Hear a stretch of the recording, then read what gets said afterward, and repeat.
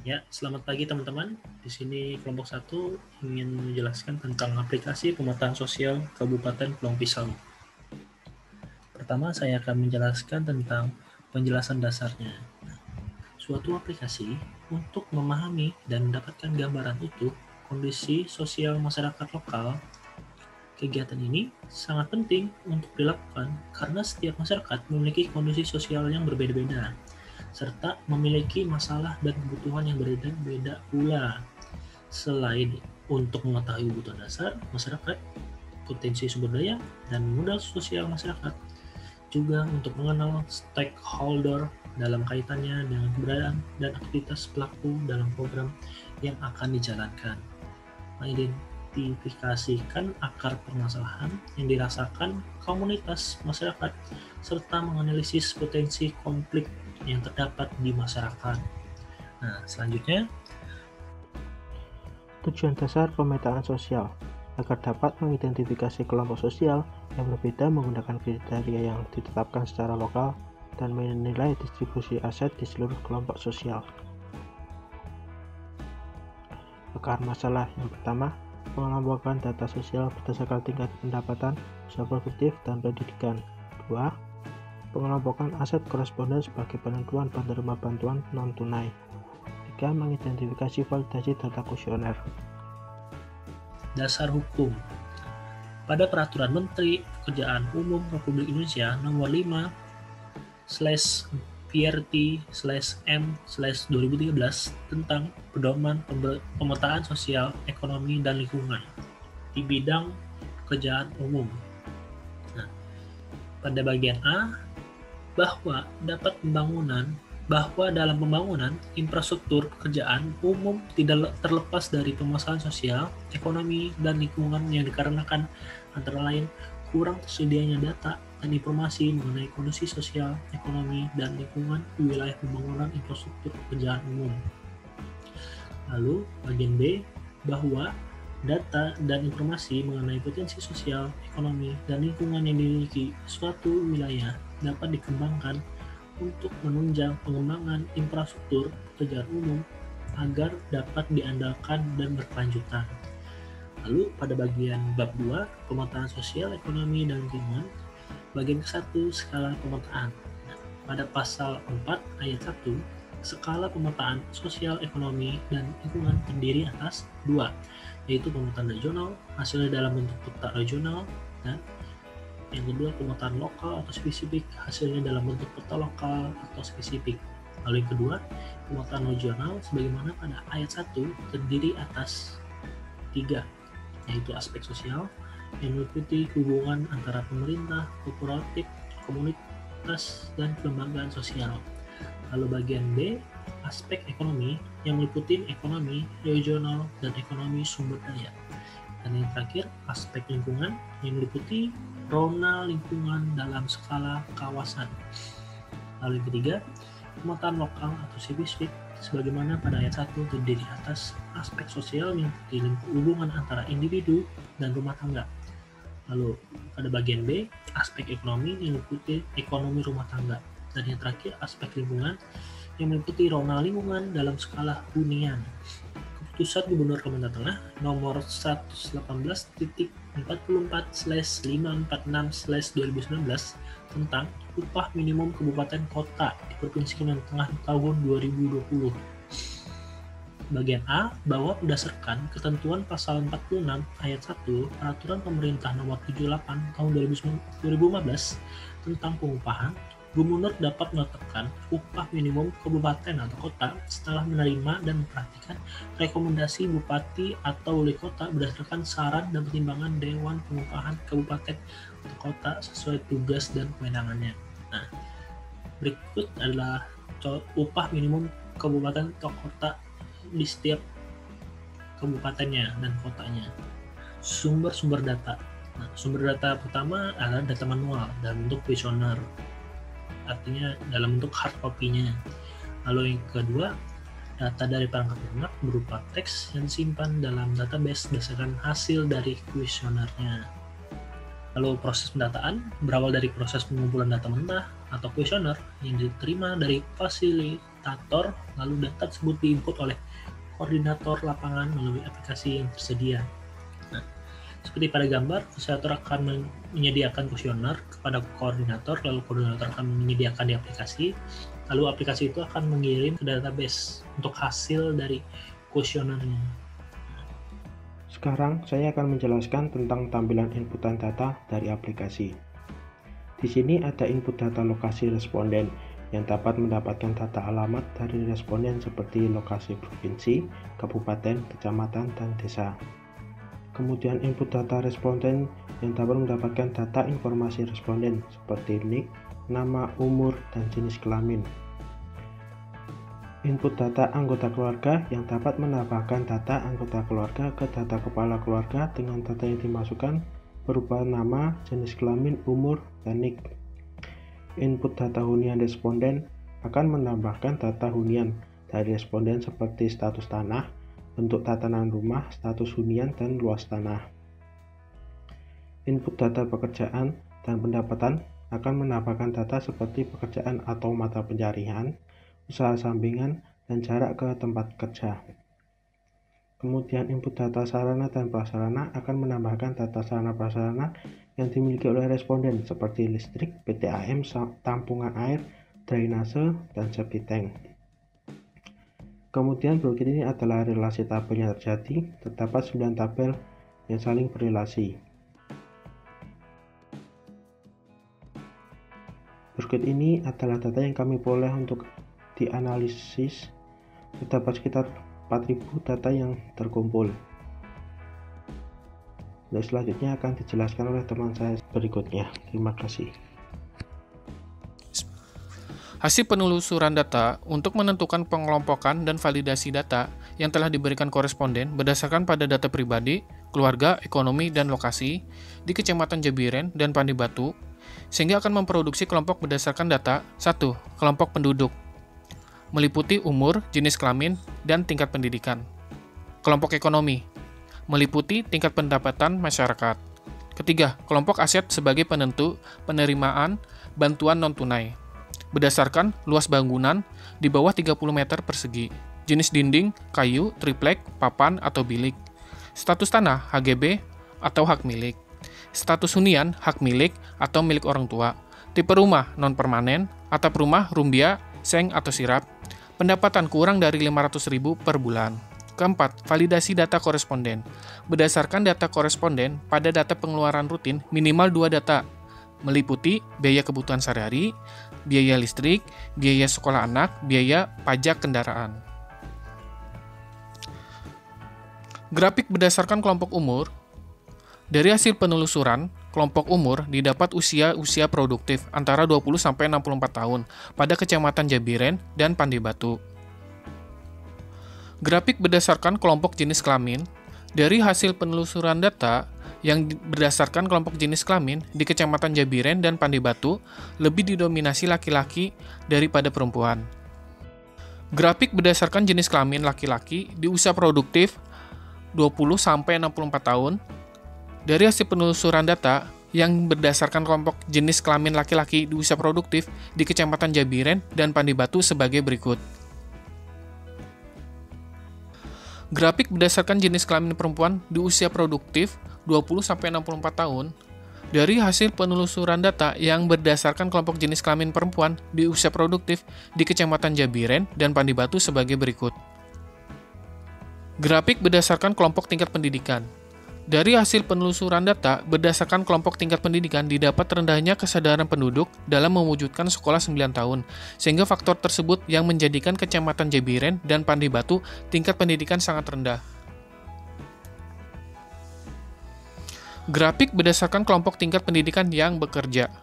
Dari hasil penelusuran data, berdasarkan tingkat pendidikan yang sudah bekerja, didapat hasil tingkat pendidikan tidak berpengaruh, walaupun tingkat pendidikan di kecamatan tersebut rendah, dikarenakan kecamatan tersebut masuk dalam kawasan pertanian dan perkebunan, sehingga hampir semua mayoritas pekerja di kecamatan tersebut buruh tani atau pekerja kasar, sehingga tingkat pendidikan tidak berpengaruh. Grafik berdasarkan kelompok tingkat pendapatan masyarakat. Dari hasil penelusuran data, berdasarkan kelompok tingkat pendapatan di Kecamatan Jabiren dan Pandai Batu sudah sangat mencukupi dan rata-rata pendapatan sudah masuk dalam UMR yang telah ditetapkan pemerintah setempat. Grafik kelompok aset sebagai penentu penerima bantuan non-tunai. Dari penelusuran data untuk penerimaan bantuan dari Kecamatan Jabiren dan Pandai Batu yang didasari dari tingkat pendapatan dan hunian hanya 5% koresponden yang layak untuk menerima bantuan tersebut dari total keseluruhan koresponden. Grafik berdasarkan tingkat validasi data berdasarkan pengeluaran rutin. Dari hasil penelusuran untuk validasi data koresponden berdasarkan pada pengeluaran rutin yang meliputi biaya kebutuhan sehari-hari, biaya listrik, biaya sekolah anak, biaya pajak kendaraan, dengan syarat koresponden harus memiliki minimal 2 data kebutuhan, sehingga didapat data koresponden sebesar 97% dari total keseluruhan koresponden yang dinyatakan valid. Selanjutnya, saya akan menjelaskan bagaimana cara menggunakan perintah query untuk memanggil kelompok umur. Kami menggunakan perintah select, kemudian memanggil field C usia, dan juga melakukan perhitungan pada C usia, di mana kami memanggil tabel FC, dan juga kami hanya akan menampilkan data berdasarkan Kabupaten Pulang Pisau. Kemudian kami melakukan pengelompokan data berdasarkan C usia. Yang kedua, kami akan menggunakan perintah query untuk menampilkan kelompok jenis berkelamin, di mana kami menggunakan perintah select, kemudian memanggil field C JK, kemudian menghitung total jenis kelamin.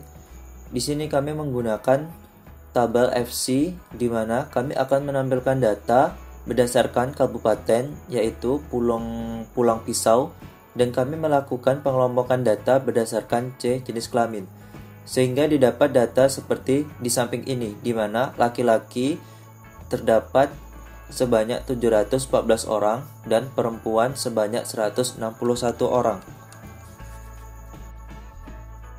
Yang selanjutnya, kami juga akan melakukan perintah query untuk mencari kelompok jenis kelamin laki-laki di usia produktif. Kami melakukan perintah select, kemudian memanggil field CJK, kemudian memanggil C usia, kemudian melakukan penghitungan menggunakan perintah count pada field C usia, di mana kami menggunakan tabel FC, dan juga kami akan menampilkan data berdasarkan Kabupaten Pulang Pisau, dan juga melakukan pengambilan data berdasarkan CJK laki-laki dan juga C usia, yaitu di antara 20 dan 60 tahun. Kemudian kami melakukan pengelompokan data berdasarkan C usia, sehingga didapat data seperti di samping ini, di mana jenis kelamin laki-laki, dan kemudian ada tabel field usia, di mana terdapat 20 tahun hingga 47 tahun, dan juga totalnya. Kemudian di sini adalah query kelompok jenis kelamin perempuan di usia produktif. Query-nya sama dengan query sebelumnya, hanya membedakan adalah pengelompokan sesuai jenis kelamin perempuan. Dan berikut hasilnya. Yang keempat, kami akan melakukan query untuk mencari kelompok berdasarkan tingkat pendidikan, di mana kami menggunakan perintah select, kemudian memanggil field pendidikan, dan melakukan perhitungan terhadap pendidikan. Di sini kami menggunakan tabel FD dan melakukan pemanggilan data berdasarkan Kabupaten Pulang Pisau. Kami juga melakukan pengelompokan data berdasarkan pendidikan, di mana hasil dari query ini dapat dilihat pada tabel di sampingnya, di mana terdapat field pendidikan yaitu diploma dan juga total masyarakat yang menempuhnya. Misalkan diploma sebanyak 28 orang, S1 sebanyak 40 orang, S2 sebanyak 4 orang, SD sebanyak 1003 orang, SMA sebanyak 497 orang, SMP sebanyak 588 orang, dan juga yang tidak sekolah sebanyak 603 orang. Selanjutnya, kami akan melakukan query untuk mencari kelompok tingkat pendidikan yang bekerja.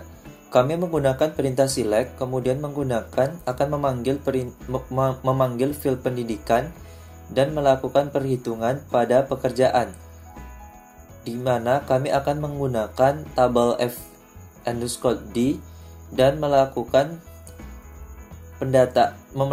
pemanggilan hanya berdasarkan Kabupaten Pulang Pisau dan pekerjaan sama dengan not null. Kami akan melakukan group by berdasarkan pendidikan, di mana akan dihasilkan tabel seperti di samping ini, di mana terdapat field pendidikan dan total yang bekerja. Di sini kami mendapatkan bahwa masyarakat yang sudah menempuh pendidikan diploma yang sudah bekerja sebanyak 25 orang, S1 sebanyak 28 orang, S2 sebanyak 4 orang, SD sebanyak 740 orang, kemudian SMA sebanyak 316 orang, SMP sebanyak 390 orang, dan yang tidak sekolah sebanyak 130 orang.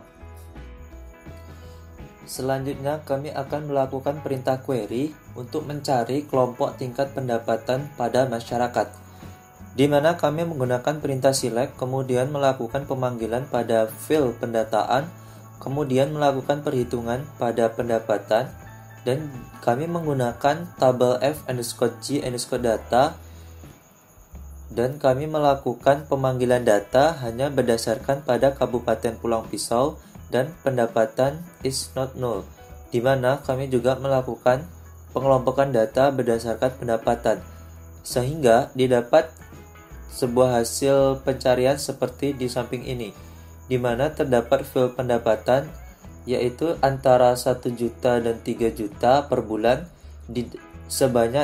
didapatkan oleh sebanyak 575 penduduk. Juga pendapatan sebanyak 500.000 hingga 1 juta per bulan didapatkan atau diterima oleh 191 penduduk. Kemudian kurang dari 500.000 sebanyak 81 penduduk, dan lebih dari 3 juta per bulan sebanyak 172 penduduk.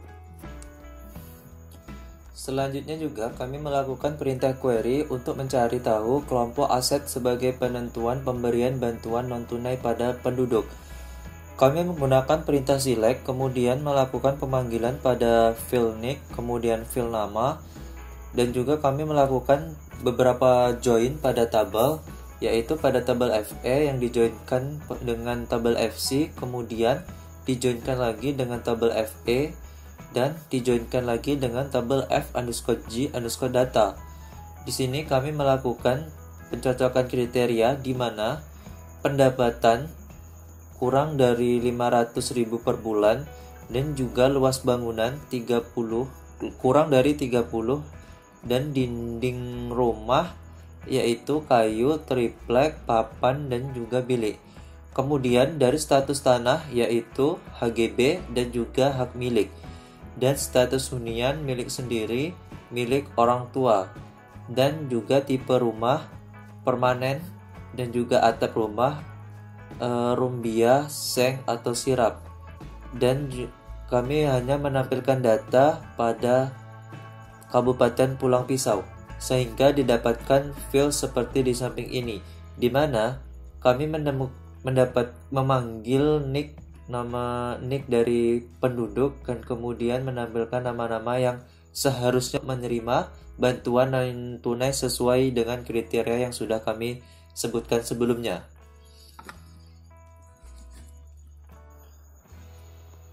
Dan yang terakhir, kami melakukan perintah query untuk melakukan validasi data berdasarkan pengeluaran rutin lebih dari satu kebutuhan. Di sini kami menggunakan perintah select, kemudian memanggil field nick, nama, dan juga melakukan perhitungan dengan menggunakan perintah count pada field F_data2_queens. Di sini kami menggunakan tabel F_data2, kemudian kami joinkan dengan tabel F_C. Di sini juga kami akan menampilkan data hanya berdasarkan Kabupaten Pulang Pisau, dan kami juga melakukan group by F_data_queens dan melakukan having pada total di atas 1, sehingga didapatkan tabel seperti di samping ini, di mana kami akan menampilkan nick, kemudian nama dari penduduk, kemudian total, dari pengeluaran rutin lebih dari pengeluaran rutin penduduk. Di sini, query validasi data berdasarkan pengeluaran rutin kurang dari 2 kebutuhan, dan query-nya sama seperti query sebelumnya. Yang membedakan hanyalah total perhitungan terakhir adalah kurang dari sama dengan 1. Dan berikut adalah hasil query-nya. Kesimpulan. 1. Rekomendasi untuk mengatasi masalah. Dengan mengetahui data berdasarkan kelompok dan aset yang tervalidasi, maka akan lebih mudah dalam penentuan pengambilan keputusan dalam pemberian bantuan. 2. Rekomendasi untuk meningkatkan peluang. Lebih banyak membuat data yang lebih sensitif agar lebih mudah dalam memvalidasi datanya. 3. Rekomendasi untuk meningkatkan kualitas. Untuk mendapatkan validasi, maka data yang diberikan harus lebih detail, sehingga akan lebih mudah dalam menentukan kevalidan data koresponden. Demikianlah beberapa hal yang bisa kami sampaikan. Sebelumnya kami mohon maaf yang sebesar-besarnya apabila di dalam penyampaian tadi kami ada kesalahan kata. Wassalamualaikum warahmatullahi wabarakatuh.